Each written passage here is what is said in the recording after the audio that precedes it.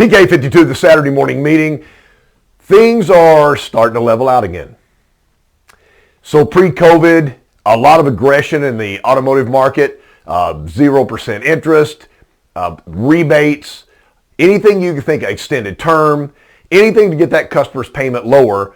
All of a sudden we went into the real 3 big years of COVID.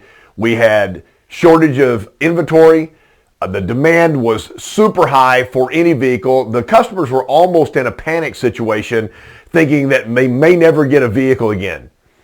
Some of these customers now are coming to the point where they're starting to get even or have maybe a little equity in their vehicle, and they're starting to think. The thing that's slowing everything down right now is the interest rates. So people are saying, is the interest rates going on? I just heard today that the Fed may cut the rate again. Don't know that for a fact.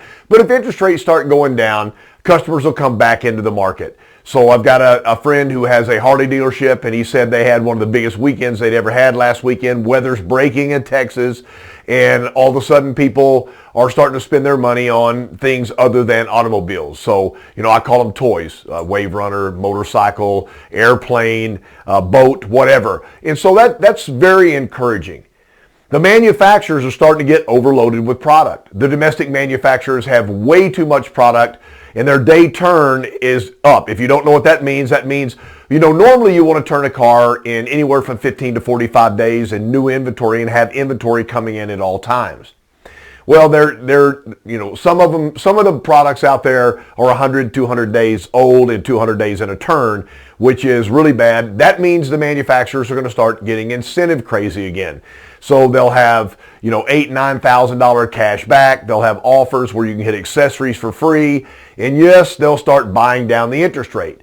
So you'll have a choice. You can either take a rebate or you can take a lower interest rate, which is going to pique the demand for customers to buy vehicles again. So I'll tell you, in this market, when the market gets saturated with product, you're not going to be able to sell a vehicle for less money than the person down the road. So all manufacturers will sell vehicles and have the exact same opportunity to sell vehicles at the same price. Each dealership makes their own decision. I can't say, hey, I've got the only one in 5 states in this color. If you want it, you better come. Because now I have 4 or 5 in the same color, and so does everybody else. So the most attractive thing in this selling market would be the sales professional. There are several things. I've had somebody ask me to give them some information on a phone skills program that I did before. I think answering the phone in a professional manner sometimes is just irritating when you call someplace and get put on hold. I call it perma-hold or ignore.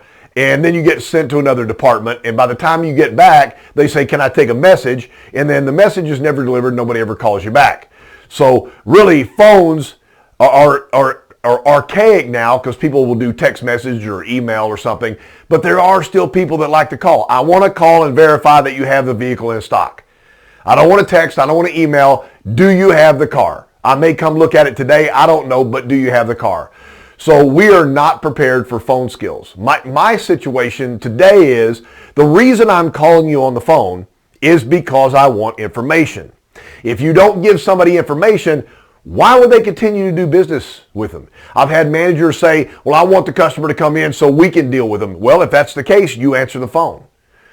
So I'm going to give information. I'm going to give more information than they want. I'll tell them what the price of the vehicle is. That's not a problem. We've got it listed online.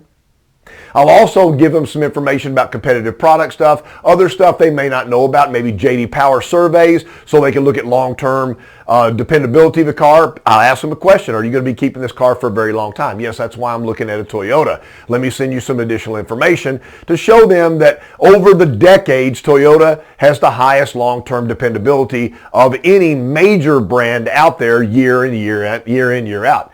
So there's some stuff that I can do. I need to be the ultimate professional. I don't need to tell them, when would you like to come in? Because if they wanted to come in, they'd already be there. So giving information and plus information is always important. But that makes the customer come to you. They're saying, I'm buying into this sales professional because they're giving me information that works for me, stuff maybe I didn't know before, or stuff that verifies what I've done on my research. So any phone call, any email, any text to the dealership. The goal is not to set an appointment. The goal is to have an agreement to continue. Now, that may be setting an appointment, but I want to know that this is not our last contact. The more contact I have with a customer, the better chance I have to be able to take care of all their needs so that they're buying in on me. Not the brand, not the dealership, not the location, but that I can help them and I want to be their salesperson for life. So here's a big number 7. Obviously, you've seen it standing right. It's gigantic number 7.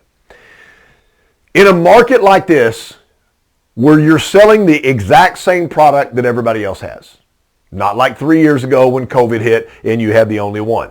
There are multiple products at multiple dealerships, all the same color, all the same equipment, all the same price. So the only thing that you have to sell that nobody else can sell is you. So I'm asking every person watching this, I don't care if you're in the car business, or, it doesn't matter. Meet 7 people a day. For example, if you're in the car business and somebody drives in a parking lot in like a Honda.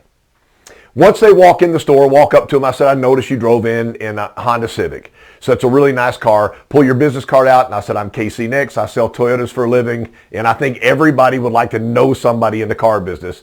If they drop your card on the floor and walk away, I don't care. That's 1. I got 6 more.